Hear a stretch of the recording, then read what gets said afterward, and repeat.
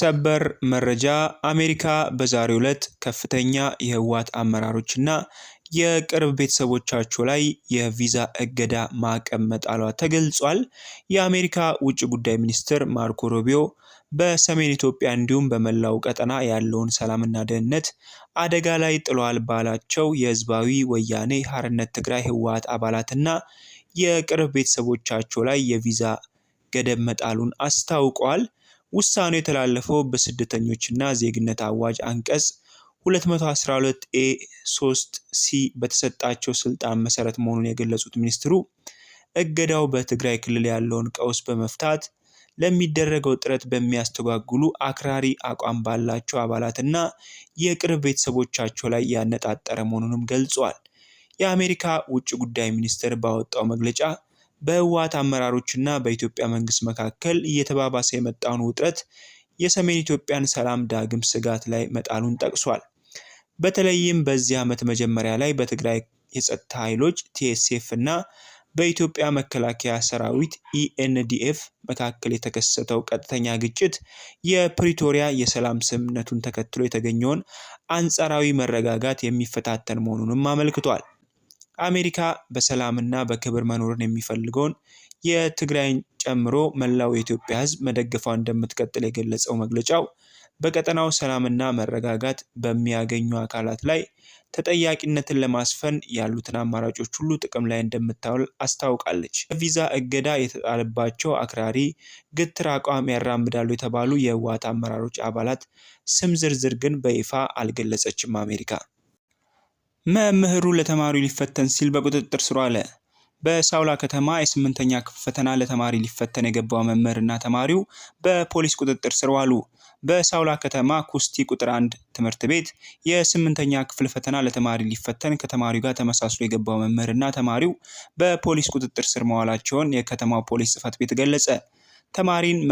ተማሪውን ወክሎ ከመምህር ስነ ምግባር ባፈነገጠ ተግባር ተሳተፈ የተባለው ከቡልቂ ከተማ ሙሉ አንደኛ ደረጃ ትምህርት ቤት የመጣ መምህር እስራኤል አሰፋ የማንዴላ ርቀት ትምህርት ቤት ተማሪ የነበረውን አብነት እንዳለን ክልላዊ ፈተና ሊፈተን ሲል በተደረገ የኮማንድ ፖስት ክትትል በቁጥጥር ስር ሊውል መቻሉን የገለጹት የከተማው ትምህርት ጽሕፈት ቤት ኃላፊ አቶ ያዕቆብ በተና ናቸው።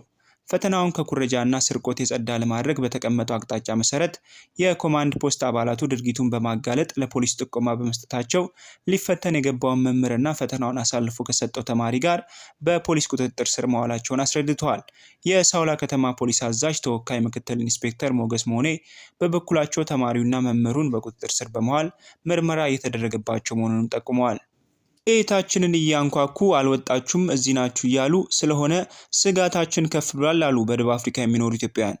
በደቡብ አፍሪካ በስደተኛ ጠል ቡድኖች የተቀሰቀሰው የውጭ ዜጎች ይውጡልን የሚለው ዘመቻ ተጠናክሮ መቀጠሉን በአገሪቱ የሚኖሩ ኢትዮጵያውያን ገልጸዋል። ከጆሃንስበርግ ከተማ አቅራቢያ በምትገኘው ሚንድራድ ከተማ የሚኖሩ ኢትዮጵያውያን እንዳስረዱት ላለፉት ጥቂት ጊዜያት ረገብ ብሎ የነበረው ዘመቻና ማስፈራሪያ፣ ዝርፊያና ድብደባ በአሁኑ ወቅት በከፍተኛ ሁኔታ አገርሽቷል። የአመፁ መሪዎች እስከ ሰኔ 23 ቀን ጁን 30 ድረስ ሀገራችሁን ለቃችሁ ውጡ ሲሉ ያስቀመጡት የጊዜ ገደብ እየተቃረበ በመምጣቱ በአሁኑ ወቅት በሁሉም አካባቢዎች ከፍተኛ ውጥረትና ስጋት መንገሱን ነዋሪዎች ጠቁመዋል። በተለይም በአንዳንድ አካባቢዎች የጥቃቱ አራማጅ ቡድኖች ቤት ለቤት እየዞሩ እያንኳኩ አልወጣችሁም እዚህ ናችሁ እያሉ በማስፈራራት ላይ በመሆናቸው በአገሪቱ የሚኖሩ የውጭ ዜጎች ስጋት ከመቼውም ጊዜ በላይ ከፍ ማለቱን አስረድተዋል። ማላዊ፣ ኒጀር፣ ጋና እና ናይጄሪያ የመሳሰሉ ሀገራት ዜጎቻቸውን በሰላም ማስወጣት የጀመሩ ሲሆን አንዳንድ አፍሪካውያን ጥቃቱን በመፍራት ተሰብስበው በህዝባዊ አደባባዮች ላይ ውሎና አዳራቸውን እያደረጉም ይገኛል ተብሏል። የደቡብ አፍሪካ መንግስት ድርጊቱን እያወገዘ እርምጃዎችን እየወሰደ መሆኑን ቢገልጽም ተግባር ግን በአንዳንድ ቦታዎች ግድያን ጨምሮ ከባድ ዝርፊያና ማስፈራራት እንዲሁም እየተፈጸመ መሆኑን የጆሃንስበርግ ከተማ ኢትዮጵያውያን ለቲክቫህ ኢትዮጵያ ገልጿል። በሱቆቻችሁ ሆነ በአፓርትመንት አካባቢያችሁ ጥበቃችሁን አጠናክሯል። የአዲስ አበባ ፖሊስ በቡድን በመደራጀት አፓርትመንትና የስልክ መሸጫ ሱቆችን በተመሳሳይ ቁልፍ በመክፈት በርካታ ንብረቶችን በመስረቅና በመግዛት የተጠረጠሩ 9 ግለሰቦችን በቁጥጥር ስር ማዋል የአዲስ አበባ ፖሊስ ጠቅላይ ዋና መምሪያ አስታወቀ። ተጠርጣሪዎችን በቡድን በመደራጀት የሞባይል ስልክ መሸጫ ሱቅና አፓርትመንቶችን በተመሳሳይ ቁልፍ በመክፈትና ከ100 በላይ ስማርት ስልኮችንና ሌሎች ንብረቶችን በመስረቅ ላይ የተጠረጠሩ ናቸው። ይህን ያደረጉት ከግንቦት እስከ ሰኔ ባሉት የተለያዩ ቀናት ሰዓታት ነው። ተጠርጣሪዎቹ ወንጀሉን የፈጸሙት በቂርቆስ ክፍለ ከተማ ወረዳ 10 ደብረ ወርቅ ህንፃ፣ ወረዳ 9 ጃምበል ስቴት ደንበል አካባቢና ፍላሚንጎ አፓርትመንት በቀንና በሌሊት መሆኑን ፖሊስ ገልጿል። በዋና ወንጀል አድራጊነት ተስፋ ልደት ሀብተ ማርያም፣ ሚሊዮን ሀደጉ፣ ክብሮም አስገዶም፣ አውት ትማኖ፣ ሳሙኤል መንግስት አብና አንድነት ገሰሰ የተባሉ ተጠርጣሪ ግለሰቦችን ተይዘዋል። የተሰረቁ ንብረቶችን በመቀበል ደግሞ ዳንኤል ዳምጠው፣ ሐምዛ ጠንክርና ያሬድ ተማኖ የተባሉ ተጠርጣሪዎች ናቸው የተያዙት።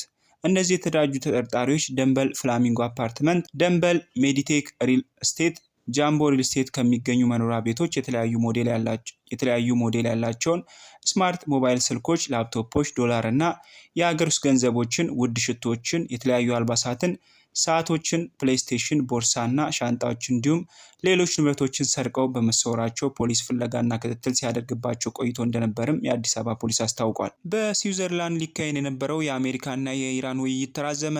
በዛሬው ዕለት ሰኔ 12 ቀን 2018 ዓ.ም በስዊዘርላንድ ቡርገንስቶክ ሪዞርት ሊካሄድ ታቅዶ የነበረው የአሜሪካና የኢራን ስብሰባ መራዘሙን የስዊዘርላንድና የአሜሪካ ባለስልጣናት አስታውቀዋል። ይህ እርምጃ በቅርቡ የተቀሰቀሰውን ወታደራዊ ግጭት ለማስቆምና ቁልፍ የሆነውን ቀጠናዊ የንግድ መስመሮች ዳግም ለማስከፈት የተደረሰውን የመጀመሪያ ደረጃ ስምምነት ተግባራዊ ለማድረግ በሚደርሰው ጥረት ላይ አለመተማመንን ፈጥሯል ተብሏል። ሮይተርስ እንደዘገበው የአሜሪካ ምክትል ፕሬዝዳንት ጄዲ ቫንስ ለስብሰባ ወደ ስዊዘርላንድ እንደማይጓዙ ዋይት ሀውስ ያረጋገጠ ሲሆን የስዊዘርላንድ ውጭ ጉዳይ መስሪያ ቤት በበኩሉ የቡርገንስቶክ ስብሰባ በታቀደው መሰረት እንደማይካሄድ አስታውቋል። ለስብሰባው ሌላ አማራጭ ቀን አልተቆረጠም። ይህ ውይይት በዋሽንግተንና በቴህራን መካከል በሰኔ 10 እና 11 ቀናት በኤሌክትሮኒክ ዘዴ የተደረሰውን ጊዜያዊ ስምምነት ተግባራዊ ለማድረግ በሚያስችሉ ጉዳዮች ላይ ያተኮረ ተብሎ ሲጠበቅ እንደነበርም ተዘግቧል።